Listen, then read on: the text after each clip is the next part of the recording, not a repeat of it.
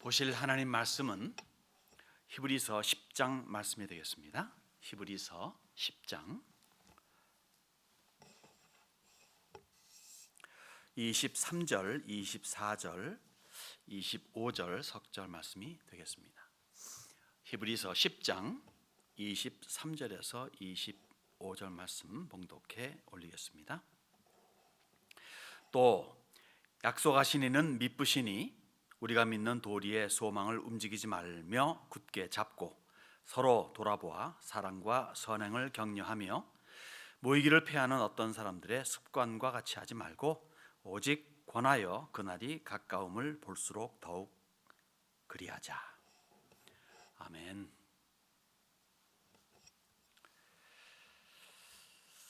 Stay home.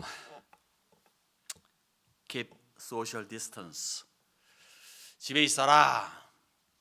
그리고 사회적 격리 최소한 6피트는 거리 간격을 두라. 이것이 현 사회의 행정 명령으로 되어 있습니다. 그런 때에 서로 돌아보며 모이기를 힘쓰라라는 말이 좀 동떨어진 뚱딴지 같은 말로 들리기도 합니다. 사실 지금 전 세계를 강타하고 있는 코로나 바이러스는 현재만이 아니라 미래에 대한 불확실성 때문에 더 사람들의 마음에 공포심을 조장하는 것 같습니다.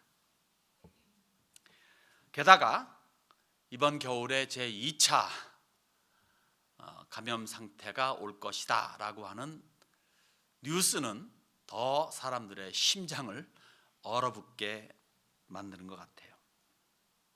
사실 코로나 바이러스의 특성상 가까이 하기에는 먼 당신이어야 한다면 외출할 때 또 사람을 만날 때 언제 어디에서든지 이런 종류의 병에 감염될 수 있다라고 하는 이 가능성은 정말 사람들을 두려움에 떨게 만듭니다.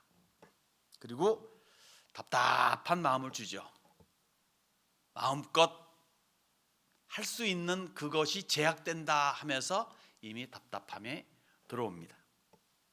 그렇지만 우리는 전능자, 창조자, 주권자이신 성부, 성자, 성령 삼위일체의 하나님을 믿는 신자들입니다. 조건 없이 지독하게 우리를 사랑하셔서 전무후무한 유일무이한 독생자를 우리에게 보내신 성부 하나님을 믿는 신자들입니다. 철저히 순종해서 십자가의 죽음마저도 감당하시고 모든 믿는 사람들에게 천국으로 가는 길을 활짝 열어 놓으신 성자 하나님 예수 그리스도를 믿는 신자입니다. 성부 성자께서 보내시니까 아무런 이유 없이 즉각 순응하여 창세 전에 택하신 자들을 믿게 하시고 믿는 그들의 삶 속에 심령 속에 들어오시고 영원히 함께 하시며 천국에 이르기까지 이끄시는 인도하시는 성령 하나님을 믿는 신자가 우리들입니다. 할렐루야. 이땐 진짜 할렐루야가 되는 거죠. 이러한 기가 막힌 성부, 성자, 삼위일체 하나님께서 주관하시고 우리를 선하게 이끄신다는 확신이 있는 자마다 저절로 할렐루야가 튀어나올 수밖에 없습니다. 알고 보면요, 이런 기가 막힌 신분 그리고 위치 그리고 관계 등을 맺고 있는 우리들인데 이 세상에 흘러가는 흐름에 별 생각 없이 그냥 좋은 게 좋은 거 아니겠어 하면서 부담 없이 반항 없이 같이 간다는 거, 이거는 우리 성도들에게 있어서는 격에 맞지가 않습니다. 그렇다면 이러한 특별한 때에, 요새 같은 때에 우리는 어떻게 살아야 할까요? 오늘 본문을 통해서 여러 가지 중에서 한 가지를 소개하고 싶습니다. 서로 돌아보자는 거예요. 서로 돌아보자. 이 제목으로 신자로서 마땅히 살아가야 될 삶의 한 부분을 살펴보면서 은혜를 입고 또 나름대로 우리가 다짐해 보는 시간을 가졌으면 좋겠습니다. 첫 번째 볼 사항은요, 일단 소망을 굳건히 잡자는 거죠. 23절에 또 약속하신 이는 미쁘시니 우리가 믿는 도리의 소망을 움직이지 말고 굳게 잡고라고 23절이 말씀합니다.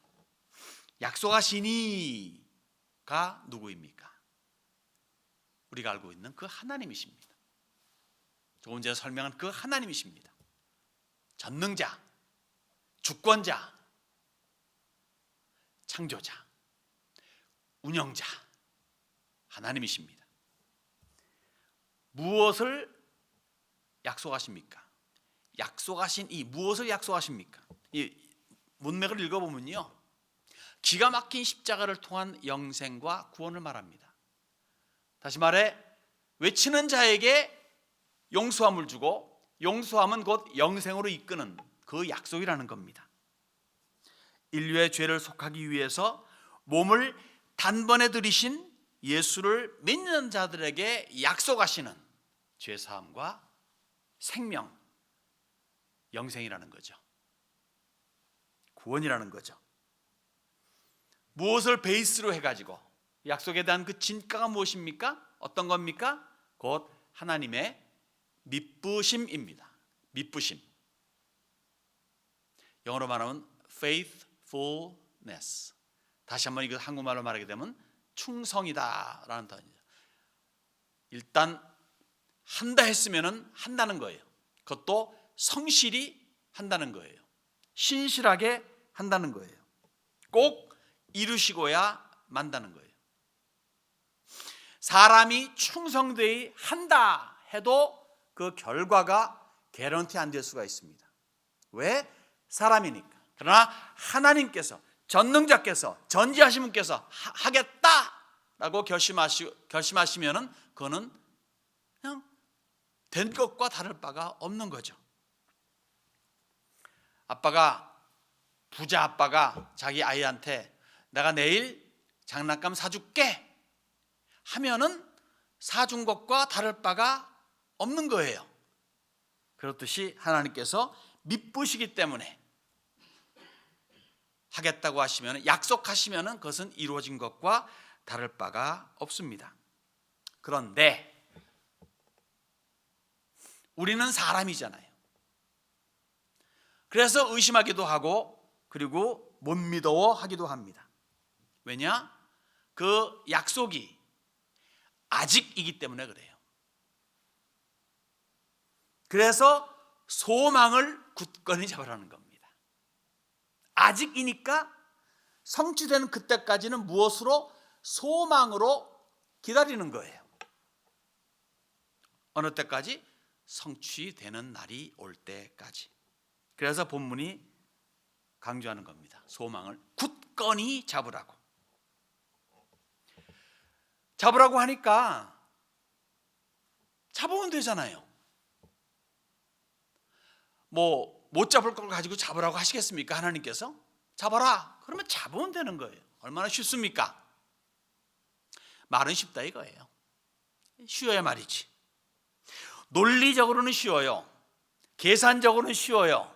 성경을 읽고 성경이 하나님의 말씀이고 진리고 하나님께서 약속하신 것이 있고 있으니까 막 따라하면 돼요. 논리적으로 신앙적으로 다 맞아떨어져. 괜찮아요. 할 수 있어요. 오케이.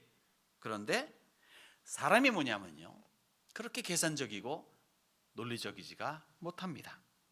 그래서 잡으라는 거 놓칠 수 있고 넘어지고 쓰러질 때가 한두 번이 아닌 거죠. 또 세상이 주는 불신이 있어요. 마귀가 주는 의심이 있어요. 그래서 또 사람 속에 있는 그런 기본적으로 악한 게 있어요. 이런 것이 발동돼 가지고 어제는 확실했는데, 믿습니다 했는데 오늘 좀 확실하지가 못해. 그 사이에 뭐가 끼어 들어왔습니다. 확실하지 못하면요, 뭐가 됩니까? 그 다음에 흔들리잖아요. 소망이 흔들립니다. 흔들리게 되면요, 불안초조가 엄습해 옵니다. 불안초조가 엄습해 오면요, 걱정, 근심이 쌓이게 됩니다. 여러분, 사람이 그렇게 약한 존재예요. 믿음을 그렇게 가지고 있어도 그렇게 사람이 약합니다. 그렇지만 하나님은 뭐라 말씀하십니까? 아무튼 소망을 굳건히 잡아라. 너 한번 내 편에서 한번 생각해 볼래 이거예요. 성경의 편에서 이야기해 보자는 겁니다. 하나님은 미쁘십니다. 그러니까 소망은 성취와 다를 바가 없음을 알려주시는 거예요. 내가 누구냐? 나 하나님 아니냐? 그러니까 내가 때가 되어서 너한테 줄 때까지 조금만 참아라 이거예요. 굳건히 잡아라 이거죠. 그렇기 때문에 성도라고 하면은, 믿는 신자라고 하면은 언제든지 하나님 편에서 생각할 수 있는 그 트레이닝을 해야 좋습니다. 믿는다 하면서 계속 내 입장에서 생각을 하게 되면요, 답이 없어요. 답이 없는 게 한두 가지가 아니에요. 그러나 하나님 편에서 무엇일까? 하나님이라면은 어떠하실까? 이러한 것을 계속적으로 평생 동안에 훈련을 해야 됩니다. 그 훈련은 어떻게 하는 것이냐? 성경을 알고 그리고 삶 속에서 실천하는 거예요. 우리가 잘 알다시피 아는 것과 실천은 다르잖아요. 그런데 실천을 하면 할수록 아는 것은 더욱더 확고해지는 것이고 아는 것은 더욱더 많아집니다. 실천하는 거예요. 탁상공론으로 읽고 끝나는 게 아니라 읽고 그 다음에 해보고자 하는 그런 각오와 하는 실천이 요구되는 거죠. 그것이 오늘 본문에서 말하고 있는 우선은 사랑과 선행의 격려고 그 다음은 더욱 모이기에 힘쓰자라는 것이죠. 이 두 가지를 이제 실천적인 면에서 보고자 하는 거죠. 소망을 굳건히 잡으면서 그러면서 우선은 사랑과 선행의 격려로서 실천하고 그 다음에는 더욱 모이기에 힘쓰는 그러한 실천을 또 잠시 보고자 하는 거죠. 자, 사랑과 선행을 격려한다. 24절에 뭘 말합니까? 서로 돌아보아 사랑과 선행을 격려하며.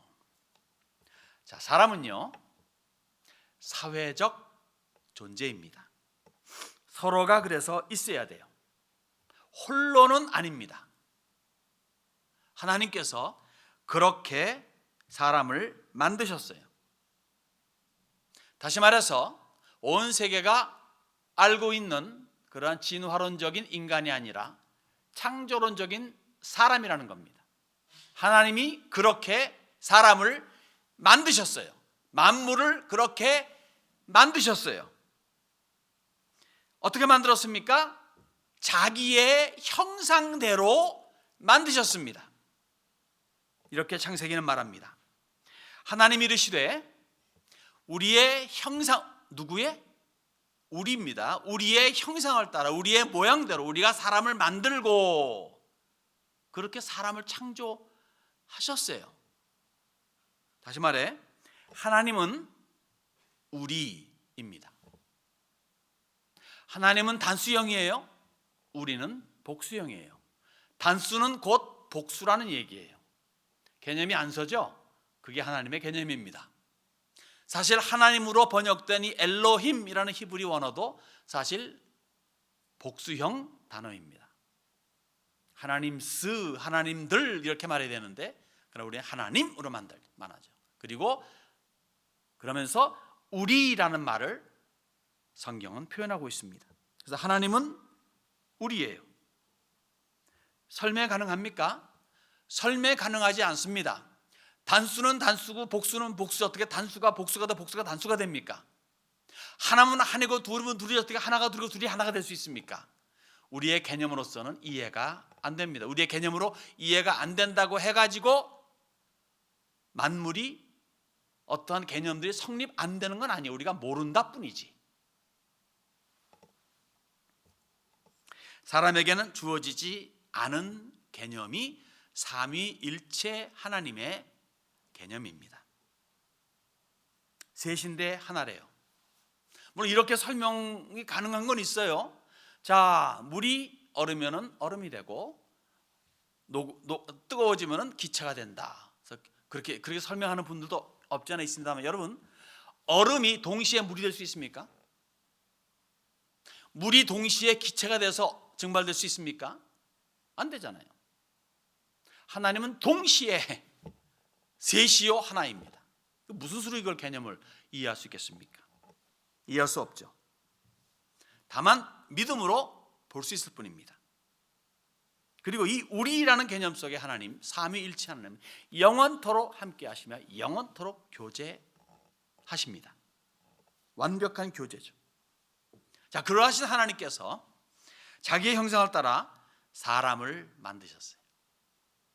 이게 뭐 외모적인 뿐만이 아니라 내면적인 성품이 다 포함한 거죠. 그런데 남자를 만드신 다음에 누구를 또 만들었습니까? 여자를 만드셨어요. 왜요? 쓸쓸해 하니까. 그래서 쓸쓸하면 안 되지. 그래서 만들어 주셨습니다. 이렇게 성경이 말합니다. 사람이 혼자 사는 것이 좋지 아니하니 내가 그를 위하여 돕는 배필을 지으리라 하시면서 또 다른 남자가 아니라 여자를 만들었어요. 오늘날 또 다른 남자와 관계를 맺는 남자들도 없잖아 있지만 절대적으로 비성경적이고 그리고 잘못된 겁니다. 누가 뭐래도 하나님께서 여자를 만드셔서 한 가정을 꾸리게 하시고 쓸쓸함을 퇴치시켜 주시는 거죠. 그리고 복을 내리십니다. 생육하고 번성하여 땅에 충만하라. 땅을 정복하라. 바다의 물고기와 하늘의 새와 땅에 움직이는 모든 생물을 다스리라. 이렇게 하나님께서 말씀하셨기 때문에 사람은 그래서 만물의 영장이 된 겁니다. 다른 이유 아니에요. 스스로가 잘나서가 아니에요. 하나님께서 그렇게 디자인하셨고 그렇게 만드셨기 때문에 그렇게 된 겁니다. 다만 다스리라고 했잖아요. 그러니까 다스려야 돼요. 파괴시키라고 말하지 않았습니다. 사용해 먹으라고 하지 않았습니다. 악용하라고 말하지 않았습니다. 잘 다스리라 그랬어요. 그러면 사람은 피조의 세계를 잘 다스려야 하는 책임이 있죠. 그 책임을 잘 이행하려면 뭡니까? 실제로 신뢰와 사랑을 바탕으로 한 선한 교제가 있어야 되는 거예요. 그 동물 키우시는 사람이나 플랜트 이렇게 하시는 사람들 보면은 그분들에게는 꼭 그런 말을 해요. 사랑하는 만큼 돌아온다 이거예요. 아니 무슨 말도 못하는 동물, 꽃이 무슨 뭐 하는데 정말 그러잖아요. 애지중지하고 좋은 음악 틀어주고 막 하면은 꽃도 잘 자라고 동물들도 그만큼 더 하고 그러지 않습니까? 선한 교제, 사랑과 그리고 신뢰를 바탕으로 하는 선한 교제가 꼭 요구되는데 하물며 사람과 사람의 관계겠습니까? 더더욱 요구되는 거죠. 그래서 하나님께서는 성경을 통해서 이렇게 관계 설정을 해줄 적에 부부간에는 뭐다? 순종과 사랑이 절대적이다 이거예요. 부부간에는. 부모와 자식 간에는 뭐다? 훈육과 그리고 공경함이 절대적이라 이거예요. 사회에서는 뭡니까? 정직하고 충성돼야 된다고 말해요. 사람과 사람 간에는 사랑과 선행입니다. 그러니 성도와 성도 간에는 얼마나 더한 사랑과 얼마나 더한 선행이 요구가 되겠습니까? 그런데 이런 것들이 그렇게 당연시하게 사회에서 흘러가지 않고 있는 현실 아닙니까? 원래는 그렇게 하라고 디자인되어 있는데 왜 그럴까요? 그렇게 하나님께서 디자인하시고 그렇게 해봐 했는데 왜 이것이 잘 안 됩니까? 오늘 우리 현 사회는 많이 다르잖아요, 그것과는. 왜요? 답은 뻔해요. 우리가 잘 알듯이 희천말로 초장부터 잡쳤기 때문에 그래요. 인류 사회의 시작부터 잡쳐버렸습니다. 에덴 동산에서의 불순종이라고 하는 불미스러운 사건 때문이죠. 설명할 필요 없겠습니다. 다들 아시니까. 그래서 에덴 낙원에서 쫓겨난 인류는 오늘까지 불순종과 배신, 불신과 악행, 시기질투와 미움으로 일관하고 있다 해도 과언이 아니겠습니다. 하나님은 그런 게 영 마음에 안 드세요. 왜냐하면 그렇게 만들지 않았으니까. 내가 만든 건 이런 건데 왜 너희들 거꾸로 가냐 이거예요. 그래서 성도들로 하여금, 즉 믿게 된 사람들, 믿음을 선물로 받아서 하나님의 자녀가 된 사람들, 성령의 감동으로 믿게 되고 그 믿음의 선물을 가지고 하나님의 자녀가 된 그러한 성도들, 사람들에게로 하여금 원래의 디자인대로 살아보라고 그렇게 강요하십니다. 스스로 힘으로 안 되니까 어떻게 합니까? 성령 하나님께서 믿는 모든 자들 속에 들어오시기까지 하면서 그렇게 독려하시는 거예요. 그러니까 얼마나 하나님이 선하고 좋으십니까? 못하는 거 아시니까 해봐 하고서 그냥 방관하는 게 아니라 할 수 있도록 모든 배려를 다 베푸시는 겁니다. 그래서 우리는 사랑과 선행을 애써야 하고 또 그렇게 하자고 서로를 격려해야 하는 거죠. 자, 사랑과 선행에 대해서 굳이 설명할 필요가 있을까요? 몰라서 못하는 건 아니니까. 다만 한 가지 굳이 높아심에서 언급하자면요, 영생, 구원, 이것은 예수 믿는 믿음만입니다. 예수 믿는 믿음만으로 영생이 허락돼요. 그 믿음. 그런데 그 믿음이라는 거에는, 믿음이라는 이 기가 막힌 이것 안에는 선행이 포함되어 있습니다. 그러니까 나 믿노라 하는데 선한 행동이 전혀 없어. 이 믿음은 가짜라 이거예요. 그러니까 믿는 사람은 선행이 꼭 뒤따르게 되어 있습니다. 이것도 할렐루야죠. 믿음 따로 선행 따로, 믿음은 가졌고 또 선행도 또 취해야 된다면 얼마나 힘들겠습니까? 주어진 거예요. 이것을 활용해야 되는 겁니다. 활용하지 않게 되면 그 믿음은 가짜라 해도 그렇게 틀린 말은 아닐 것 같습니다.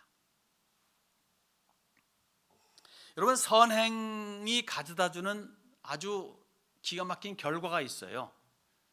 그게 뭐냐면요, 하나님께 영광이 됩니다. 사람의 근본, 첫째 되는 목적이 뭡니까? 사람의 목적이 하나님께 영광 돌리는 거라 그러잖아요. 웨스트민스터 제 첫 항에 하나님께 영광 돌리는 거. 이것이 선행으로 나타난다는 거죠. 그러니까 믿음과 선행이 얼마나 그러니까 같이 가는 것이고 중요한 겁니까? 예수님께서 말씀하십니다. 그들로 너희 착한 행실을 보고 하늘에 계신 너희 아버지께 영광을 돌리게 하라. 그들이 영광을 돌리는 거예요. 우리가 선한 행동을 함으로 말미암아 그들이, 바깥에 있는 사람들이, 성도들만이 아니라 외인들마저도 하나님께 영광을 돌리게 한다는 거죠. 요새는 특히 자기를 되돌아볼 수 있는 좋은 시간입니다. 조금 전에 우리 집사님 대피기도 하실 적에도 자연 만물의 새로운 것 등등 이런 질문 하지 않았습니까? 그러니까 그동안에 우리가 별로 느끼지 못했던 것들을 느낄 수 있는 시간. 우리가 얼마나 바삐 살았습니까? 얼마나 생활에 치여 있었습니까? 이제는 그런 면에서 조금 놓여지니까 이제는 자기 자신을 돌아볼 수 있는 좋은 기회가 된 이때입니다. 나의 나의 행을 살펴보면서 하나님께 영광이 되는 삶을 연구하고 고민 좀 해왔으면 좋겠어요. 먹고 살기 바빴던 그런 것이 아니라 좀 무엇이 진짜 하나님께 영광이 되는 것일까? 내가 성경을 그동안에 읽었는 성경을 통해서 무엇이 정말 하나님께서 기뻐하시는 것이 될까 하면서 좀 연구해 보시고 고민해 봤으면 좋겠어요. 그 고민을 했기 때문에 인생이 조금, 신앙인의 모습이 조금 업그레이드 되는 그런 계기가 지금이 되었으면 좋겠다는 거죠. 이런 것이 바로 성숙해져 간다는 모습이죠. 그것이 하나님께서 엄지척 해주시는 모습이 아닐까 생각해 봅니다. 할렐루야입니다. 이것도 네. 그리고 한 가지 더 볼 실천적인 모습은 더욱 모이기에 힘쓰자는 겁니다. 모이기를 패하는 어떤 사람들의 습관과 같이 하지 말고, 여러분 성도의 모임은 참 귀한 거예요. 어서 모이든 간에 맥도날드에서 모이든 길거리에서 어서 모이든 모임은 굉장히, 성도들의 모임은 귀한 겁니다. 하나님 귀하게 보십니다. 하물며 예배 드리러 모이는 것은 얼마나 하나님 기뻐하실까요? 이러한 귀중한 예배를 우습게 여기는 편리함을 오히려 더 추구하는 사람들이 없지 않아 있습니다. 편리가 예배를 능가하는 그런 요사의 시대로 접어들지 않나 두려움도 가져봅니다. 물론 우리 세미야는 아닙니다. 아니어야 됩니다. 재택근무라 그러죠. 집에서 사무일 보는 재택근무가 가능한 시대에 살고 있습니다. 특히 지금같이 코로나 바이러스가 성행할 때는 더욱더 재택근무를 강요하기도 하고 또 그렇게 하는 분들도 많고, 심지어 오늘 교회에서 예배마저도 지금 집에서 지금 예배 드리는 그런 재택 예배라 그럽니까? 뭐라 그럽니까? 그런 식으로 하고 있지 않습니까? 그런데 이제 벌써 2달째 들어가잖아요. 2달 되어 갑니까? 이것이 점점 장기화되면서 나름대로 제가 또 교육자 우리끼리 얘기하는 가운데서도 좀 두려운 것이 있다면 이거이 그냥 습관화가 되고, 그래서 이거 참 좋구나, 편하구나 하는 그런 좀 생각들이 혹 들어가지 않을까 두려워해 봅니다. 나중에 이제 풀려서 자유로이 예배당으로 와서 예배드릴 수가 있는데, 집에서 보니까 좀 좋던데, 편하고 일찍 일어날 필요도 없고, 그런 것들로 대치될까, 혹 이러저러한 이유를 또 갖다 대는, 오늘 좀 약간 너무 불편하니까, 아니면 할 일이 있으니까 온라인으로 예배드리고 그냥 내 할 일 해야 되겠다 하는 그러한 것 대치하지 않을까 하는 그런 두려움이 없잖아 있습니다. 온라인 예배 얼마나 좋습니까? 지금 저는 못 보지만 여러분들은 저를 보잖아요. 이 스크린 통해서. 얼마나 좋은 시대에 살고 있습니까? 이러한 대안책이 있기 때문에 문제가 야기될 수도 있죠. 항상 좋은 것 이면에는 안 좋은 것도 항상 있더라고요. 내가 하나님을 믿어. 그런데 교회에 가기는 싫어. 왜? 목사님 마음에 안 들어. 거기 꼴보기 싫으나 그 사람 얼굴만 보면 소화가 안 돼. 그런데 잘 됐다. 집에서 온라인으로 예배 드리지 뭐. 그래서 온라인 예배를 대치할까 두렵습니다. 유튜브를 틀고 전 세계에서 정말 저명한 설교자, 한국말이면 한국말, 영어면 영어, 그런 식으로 해서 저명한 설교자나 유명한 교회를 매주마다 찾아다니면서 연결해 예배를 보기도 합니다. 그러한 사람들이 상당수 있다는 말을 듣긴 들어요. 이것은 슬픈 현실입니다. 피치 못할 사정이 있어가지고 그렇다면 몰라도 이것을 주일 예배를 대체한다는 것은 저는 이것을 오히려 죄로 여기고 죄로 말하고 싶을 정도예요. 물론 이런 사람들의 심리 상태 내지는 마음의 생각들 내지는 어떤 핑계 내지 이유 등등의 타당성이 있을 수도 있습니다. 다시 말해 교회가 또 성도가 목사가 완벽하지 못할 수도 있어요. 왜 허물이 없겠습니까? 그래도 교회로 와서 예배하는 것, 교회로 와서 교제하는 것, 교회에서 공부하는 것 등등은 해야 된다는 거죠. 허물 많은 사람들이 모여서 허물을 서로 보며 서로 교정해 나가는 곳이 교회이기도 합니다. 나의 허물을 볼 수 있는 최고의 방책은 남의 허물을 볼 수 있는 거죠. 그리고 이게 아주 큰 그리고입니다. 그리고 이 사람의 허물을 보니까 나의 들보를 보는구나. 이 사람의 허물은 나에 비하면 티밖에 안 되는구나를 깨달을 수 있다면 이게 득도했다라고 저는 말할 수가 있겠어요. 득도했다. 약속하시는 미쁘시니 우리가 믿는 도리의 소망이라 했습니다. 도리의 득도한 거예요. 이 사람의 허물과 잘못이 나에 비하면 티밖에 안 되는구나. 나의 허물은 이 사람에 비하면 정말 들보로구나를 깨닫는 것이 정말 성숙해져가는 신앙인의 한 모습이 아닌가 생각해 보죠. 이것은 스스로 깨달을 수는 없어요. 사실 겸손한 마음으로 하나님을 경외하는 자세를 가진 사람들이 성령의 깨우침을 통해서 깨닫게 되는 겁니다. 그러니까 바울 사도는 날이 갈수록 달이 갈수록 믿음 생활 더 하면 할수록 예수님을 더 증거하면 증거할수록 그는 더 깨달은 것이 자기 죄의 깊이였습니다. 나로다 죄인이로다. 난 죄인 중에 괴수다. 이런 고백을 할 수 있는 거죠. 사람과 사람을 비교하면 의인 중에 의인일 거예요. 그러나 자기 자신을 하나님의 절대적인 진리 앞에 비교해 보니까 난 정말 할 수 없는 죄인이구나 깨닫는 거죠. 그리고 남이 저지른 허물을 보게 되니까 내 속에는 이 죄악상에 비하면 당신은 그래도 한결 낫소 하는 그러한 실제적인 믿음의 고백을 하는 거예요. 그게 득도해가는 거라 저는 생각을 합니다. 이런 깨달음이 있을 때 어떻게 해야 됩니까? 이런 득도하는 과정이 있을 적에 어떻게 해야 될까요? 성경은 또 답을 주더라고요. 먼저 내 눈 속에서 들보를 빼어라. 그 후에야 밝히 보고 형제의 눈 속에서 티를 빼리라. 그저 내 자신만 깨닫고 그래 내가 참 그렇지 하고 거기서 끝나면 안 된다는 거예요. 빼내. 너의 그 들보 빼내. 그 다음 뭐죠? 남의 눈에 있는 그 귀한 형제의 자매의 눈 속에 있는 티를 빼주도록. 그래야 밝히 볼 수 있으니까. 서로 간에 밝히 볼 수 있으니까. 밝히 봐야 하니까.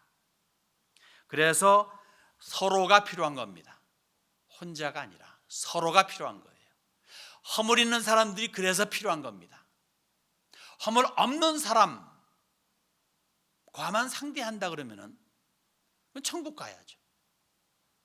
그 허물 없는 사람들을 드디어 만났다. 이 그룹 속에 내가 끼면 되겠다 하면은 당신이 끼는 순간에 그 그룹은 허물이 있게 되는 거예요. 그렇게 되면. 근데 오직 권하여 그날이 가까움을 볼수록 더욱 그리하자. 뭘 그리합니까? 더욱 그리하자. 뭘 더욱 그리합니까? 모이게 힘쓰라는 거예요. 그날이 가까움을 볼수록. 즉 주님의 재림이 가까워 오면 올수록 더욱 모임에 치중해야 된다는 겁니다. 왜 그렇습니까? 마귀의 혹 세상의 파상 공격이 더욱더 많아지기 때문에 정신없이 휘몰아치기 때문에 정신없는 세상이 돼버린다는 거예요. 일반 사람들은 그렇기 때문에 정신이 없습니다. 세상 돌아가는 거에 정신없이 살아갑니다. 그렇기 때문에 어떻게 하면 내가 여기서 어떻게 살 수 있을까? 자기 걱정에 그냥 빠져버립니다. 그러나 우리는 신자예요. 고로 정신 차려야 돼요. 세상의 흐름과 풍조에 휩쓸리지 않기 위해서 더욱 그러기 때문에 모이기에 힘써야 한다는 겁니다. 모여서 뭐 합니까? 서로 격려하며 서로 사랑하는 것에 앞장서야 된다는 거죠. 물론 오늘날과 같이 육적인 모임이 제약되어 있는 때에는 어떻게 될까요? 모이지 말라는데 뭐 해야 되겠습니까? 그건 좀 그렇죠. 이럴 때는 우선 모임을 사모해야 됩니다. 모인 것에 대한 그러한 감격이 있어야 되는 거예요. 과거에 그럴 때 그 순간들 생각하면서 야, 은혜였구나. 그때가 정말 좋았구나. 앞으로 그러한 시대가 오면 정말 잘해야지 하는 그러한 사모함을 가지는 거예요. 그 사모함은요, 결국 전화통화나 영상을 통해서 서로 문안하고 그리고 그러한 것 매체를 통해서 교제하는 그런 것으로 발전이 되죠. 제가 아까 해야 되겠다 할 적에 그것은 항상 나의 이니시에이션, 내가 먼저 하는 것을 항상 염두에 두는 겁니다. 남이 나에게 연락 주길 기다린 게 아니라 내가 하는 거예요, 먼저. 그렇기 때문에 그렇게 된다면 있을 법한 우울함, 외로움, 어려움, 괴로움 등등을 극복해 나가고 서로를 기뻐하는 우리가 될 수가 있다는 거죠. 난 괜찮아. 난 뭐 잘 견뎌내고 있어. 라고 하는 것이 너라고 하는 귀한 형제 자매들이라고 볼 수는 없어요. 그 중에 어떤 사람은 아주 힘들어할 수 있고 괴로워할 수 있습니다. 외로움을 못 견뎌할 수가 있는 거예요. 항상 그러한 사람들에게 마음의 염두를 두는 것이고, 그렇기 때문에 모임에 대한 사모함은 중요한 것이고, 사모함의 그 파생적인 것이라 말할 수 있는 그러한 관계 내지 연락 등등, 그래서 필요한 거죠. 저는 그래요. 할 수 있다면요, 아마도 이 지역 사회에서 가장 청정 구역 중에 하나라 볼 수 있다면 교회입니다. 주중에 아무도 없어요. 와서 열려있는 예배당에서 기도하시고, 물론 집에서 할 수도 있죠. 요새같이 집에만 있으라면 얼마나 힘듭니까? 나오고 싶은데 그럼 나오세요. 물론 마스크 다 하고 그 예배당 와서 아무도 없는 이곳에, 보통 낮에는 없으니까 기도하시고, 또 뒷마당 가셔서 둘레길을 쭉 도시면서 또 즐거워하시고, 또 이제 봄철이니까 또 이제 진달래도 또 튤립도 지금 여기저기서 막 지금 계속 심고 있습니다. 지금 예쁜 진달래도 이제 피게 되기 시작하고, 오세요. 오셔서 일석이조 기도하며 그리고 또 즐거운 거 보며 건강도 챙기시는 여러분들이 되면 좋겠습니다. 그렇게 되면요, 교회에 대한 사모함이 더 커집니다. 야, 내가 주중에 이렇게 오는데 왜 주일날 못 와? 지난주에는 어떤 분이 주일날 오셔가지고 헌금만 내고 예배 시간 전에 가시더라고. 얼마나 제 속이 터지는지, 아픈지. 아예 못 봤으면 되는데 봄바람에, 아니 주일날 아침에 와가지고 예배 드릴, 그 지극히 당연한 건데 못 드리고 가시더라고요. 오늘 이 자리에도 딱 9분 계십니다. 한 분 더 있을 수 있는데 저 옆에서 드리는 분도 계시죠. 저는 그래요. 이따 광고하려면 지금 해버리죠. 설교하는 와중에. 내주 5월달입니다. 물론 혹은 주지사께서 하신 말씀이 있고 등등 해서 이제 5월 한 중순경에 좀 가능하지 않을까 싶기도 한데, 아무튼 전 내주부터는요, 지금 이번 주 돌아오는 주 안으로 교회 안에 이 어느 곳에서든 간에 와이파이가 되도록 설치하는 중에 있습니다. 내주는 다 끝날 겁니다. 오실 분 오세요. 이제는 본당에서 10분밖에 없더라도 유아실, 노아실, 채플실, 지하실 그래서 몇 분들이 앉아가지고 또 각 방마다 텔레비전 킬 예정입니다. 그래서 그냥 그렇게 해서 예배 드려도 되지 않을까 생각을 해봅니다. 물론 마음에 부담이 오지 마십시오. 다만 저는 그렇게 해서라도 내주부터는 교회에 오셔가지고 여기저기 흩어져서 예배를 드려다 예배를 드리면 어떨까 좀 생각을 하면서 오히려 그렇게 열기를 원합니다. 여러분, 정말 때가 가깝습니다. 서로 돌아보십시다. 그리고 소망을 굳건히 하십시다.